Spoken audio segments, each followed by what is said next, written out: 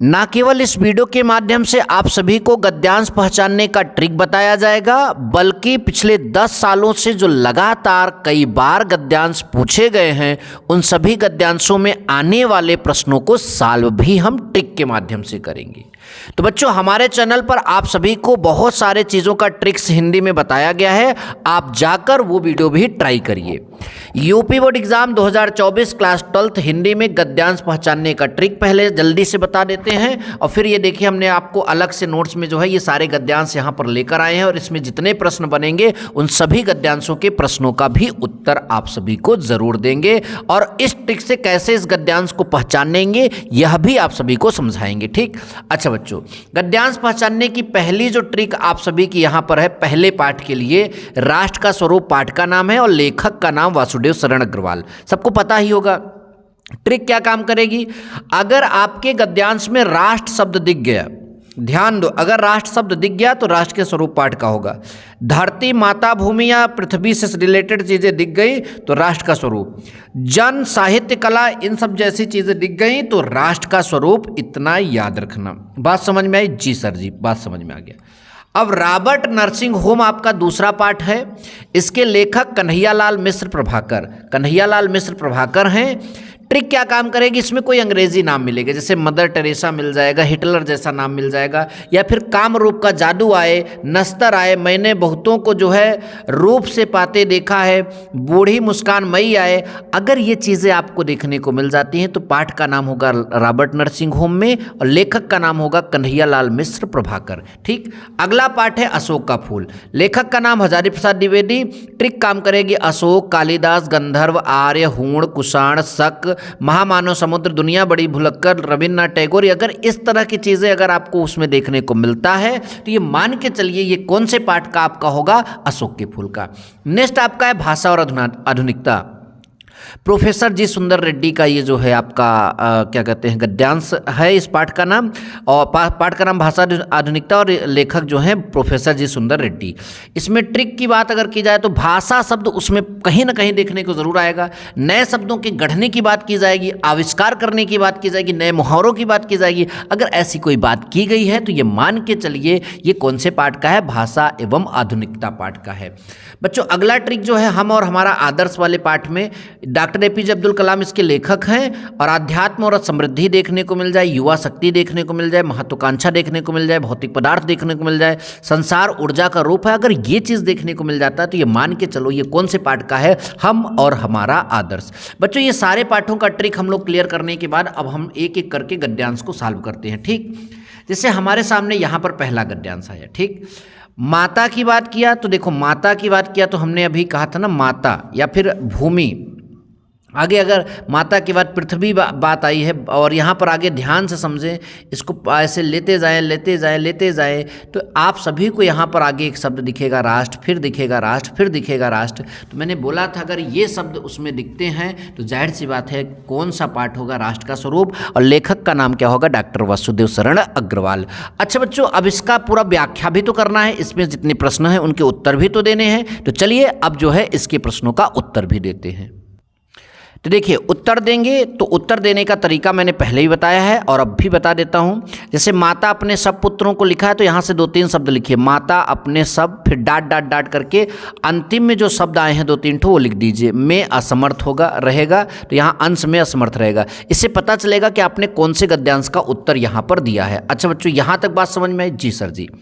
फिर आपको पता है इस पाठ का नाम अभी हमने बताया राष्ट्र का स्वरूप, और लेखक का नाम डॉक्टर वासुदेव शरण अग्रवाल, जो कि पहला प्रश्न होता है। आप सभी को मालूम होना चाहिए पहला प्रश्न यही करता है कि उपयुक्त गद्यांश के पाठ का नाम और लेखक का नाम लिखिए। तो पाठ का नाम राष्ट्र का स्वरूप और लेखक का नाम डॉक्टर वासुदेव शरण अग्रवाल। अच्छा सर जी, ये बात आप सभी हमको समझ में आया।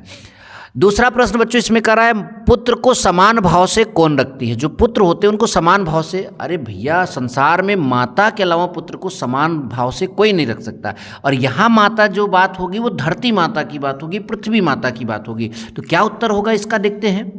पुत्र को समान भाव से पृथ्वी माता रखती है। ठीक, बिना गद्यांश पढ़े भी कुछ प्रश्नों का उत्तर आप यहाँ पर दे पा रहे हो। अच्छा सर जी, बहुत बढ़िया समझ में आ रहा। आगे, समान अधिकार का भागी कौन है? तो भैया माता अपने पुत्र को समान अधिकार दे रही है, तो मतलब धरती पर रहने वाला उस धरती का पुत्र कौन होगा? धरती पर रहने वाला हर एक व्यक्ति जो है मतलब कि पुत्र होगा धरती का, तो वो समान अधिकारी का भागी होगा। ठीक, समान अधिकार का। तो यहाँ पर लिखा है इस पृथ्वी पर निवास करने वाला प्रत्येक व्यक्ति पृथ्वी पर अपने जन्म के समय से ही समान अधिकार का भागी है। कितना कंसेप्चुअल यहाँ पर आंसर आप सभी को समझा रहे हैं। ठीक, आगे देखिए, पृथ्वी पर किसका विस्तार अनंत है? तो आप बताइए, पृथ्वी पर व्यक्ति रहते हैं, उन्हीं का विस्तार अनंत है। तो लिखा है इस पृथ्वी पर निवास, देखो अभी हमने गद्यांश का पूरा पढ़ा भी नहीं, हम आपको आंसर बताते चले जा रहे हैं। इस पृथ्वी पर निवास करने वाले व्यक्तियों का विस्तार अनंत है। वे इस विस्तृत भूमि पर अरबों की संख्या में बसे हैं। कितने संख्या में बसे हैं? अरबों की संख्या में। अच्छा बच्चों, अगला क्वेश्चन था अनंत और जनपद, इन दो शब्दों का अर्थ लिखने के लिए कहा गया था। किसका क्या अर्थ होगा लिखिए। तो बच्चों, अनंत का अर्थ होता है जिसका अंत ना हो, अंतहीन, और जनपद का अर्थ होता है, जनपद का अर्थ होता है जिला, यानी जिले को जनपद कहा जाता है। ठीक, अच्छा बच्चों, अगला प्रश्न फिर से आ गया, माता अपने सब पुत्रों को किस भाव से मतलब चाहती हैं? तो समान भाव से चाहती हैं। तो कितना अच्छे से इसका आंसर निकल गया। अच्छा, अगला प्रश्न देखिए, राष्ट्र के प्रत्येक अंग की हमें शुद्ध क्यों लेनी चाहिए? अब हमारा यहाँ पर आया राष्ट्र के प्रत्येक अंग की शुद्ध हमें क्यों लेनी चाहिए। तो बच्चों, आप सभी को बता दें कि अगर किसी भी मतलब राष्ट्र के किसी भी व्यक्ति को अगर हम जो है छोड़कर आगे बढ़ते हैं तो उस राष्ट्र का कभी भी जो है विकास नहीं हो सकता। ये ध्यान दीजिए, यहाँ पर देखिए, किसी भी जन को पीछे छोड़कर राष्ट्र आगे नहीं बढ़ सकता, अतः राष्ट्र के प्रत्येक अंग की शुद्ध जो है हमें लेनी चाहिए। समझ में आया कि नहीं? तो ये यहाँ पर लिखा है, इसका हम उत्तर कैसे अपने शब्दों में लिखेंगे।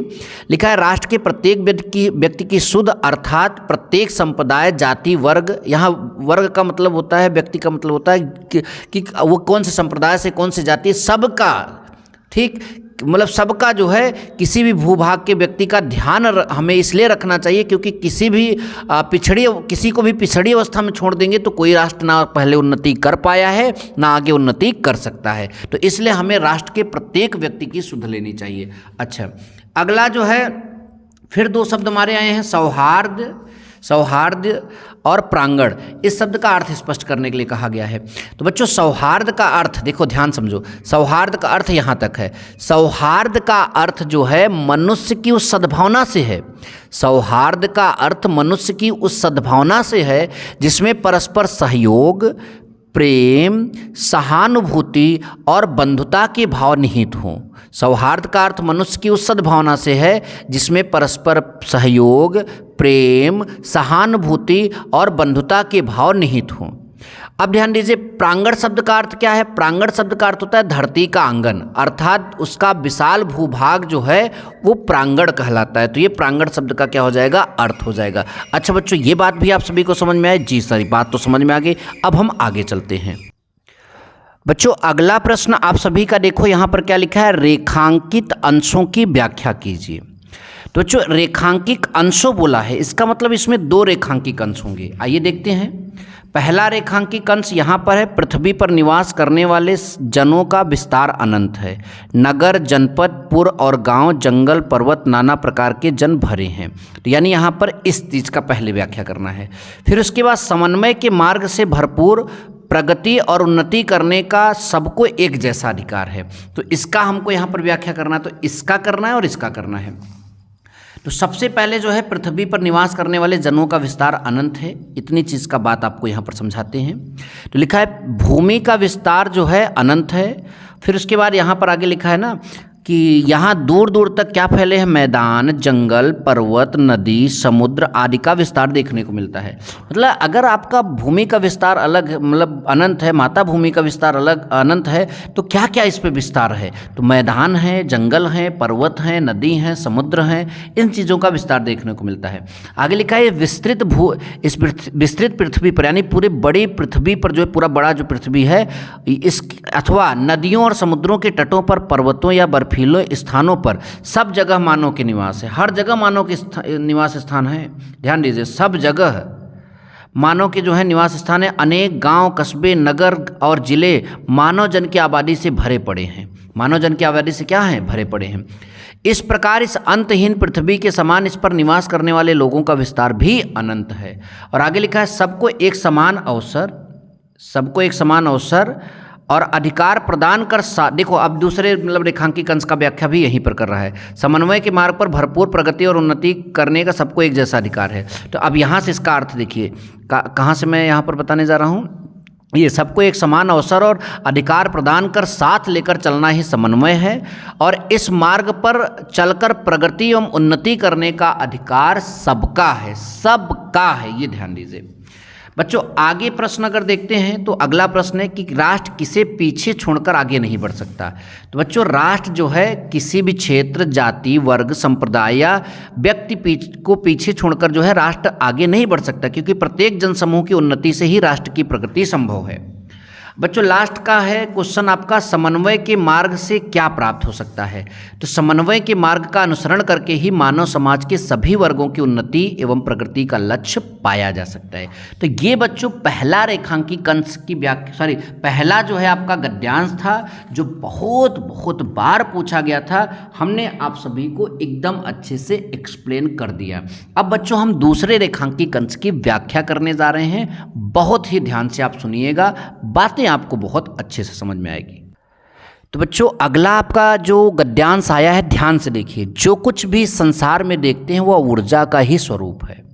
जैसा कि महर्षि अरविंद ने कहा है कि हम भी ऊर्जा के ही अंश हैं, इसलिए जब हमने यह जान लिया कि आत्मा और पदार्थ दोनों का ही अस्तित्व का हिस्सा जो है ऊर्जा है, तो एक दूसरे से पूरा तादात्म्य मतलब रखे हुए हैं, तो हमें एहसास होगा कि भौतिक पदार्थों की इच्छा रखना भी किसी भी दृष्टिकोण से शर्मनाक या गैर आध्यात्मिक बात नहीं है। अच्छा बच्चों कैसे पता चलेगा कौन से पाठ का है? तो याद करो, मैंने अभी लास्ट पाठ में जो दिया था, आध्यात्म और समृद्धि यहाँ पर आया, अध्यात्म तो आया ही था, अभी आपने देखा, ठीक। और ऊर्जा की बात की गई यहाँ पर, देखिए संसार ऊर्जा का रूप है, ये सब आया। भौतिक पदार्थ आया, इसका मतलब हम और हमारा आदर्श पाठ है। और लेखक का नाम होगा डॉक्टर APJ अब्दुल कलाम। लेखक का क्या नाम होगा? Doctor APJ Abdul Kalam. तो बच्चों इसका जो उत्तर है ये ध्यान दो, इसका उत्तर जो है पहले प्रश्न का, उपर्युक्त गद्यांश के पाठ और लेखक का नाम लिखिए। तो भैया हमने पहले गद्यांश को इस तरह से डॉटेड लाइन में लिख दिया, पाठ का नाम जो है हम और हमारा आदर्श, और लेखक का नाम डॉक्टर APJ अब्दुल कलाम। अच्छा बच्चों दूसरा क्या है?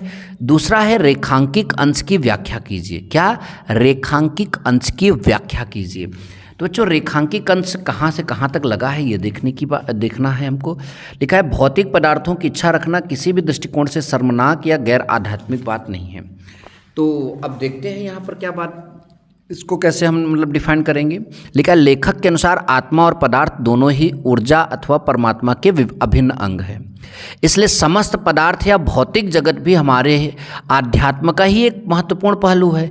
यही कारण है कि कोई भी भौतिक पदार्थ की इच्छा रखता है तो वह किसी भी दृष्टि से लज्जाजनक या अध्यात्म के विरुद्ध नहीं है। ये बात ध्यान दीजिए। अच्छा बच्चों अगला क्या है? महर्षि अरविंद ने क्या कहा? तो देखो इसी में आपने देखा था कि महर्षि अरविंद के अनुसार हम भी उसी ऊर्जा अथवा परम सत्ता के क्या है अंश। अगर आप उसमें पढ़ेंगे तो इस तरह से लिखा था। अगला प्रश्न बच्चों क्या है? हम इस संसार में जो कुछ देखते हैं वो क्या है? लिखा है कि हम इस संसार में जो कुछ देखते हैं वो ऊर्जा अथवा परम सत्ता का ही एक रूप है। ऊर्जा अथवा परम सत्ता का ही क्या है? एक रूप है। देखो वहाँ पर पहले ही है कि जो कुछ भी हम संसार में देखते हैं वो ऊर्जा का ही एक स्वरूप है, यानी ऊर्जा अथवा परम सत्ता का एक रूप है। अगले इसमें जो है अस्तित्व और तादात्म्य जो शब्द है उसका अर्थ हमसे पूछा है। तो अस्तित्व का आशय ऊर्जा अथवा उस परम सत्ता से है जो शाश्वत है या जिसका सदैव अस्तित्व रहेगा, वो अस्तित्व है। और तादात्म्य का अर्थ होता है अभिन्न संबंध से। ठीक, अभिन्न संबंध से जो है ये तादात्म्य का जो है अर्थ है। तो बच्चों ये वीडियो आपको काफ़ी पसंद आया होगा, तो वीडियो को लाइक और शेयर जरूर करिएगा। मिलेंगे नेक्स्ट वीडियो में। Thank you so much. जय हिंद, वंदे मातरम।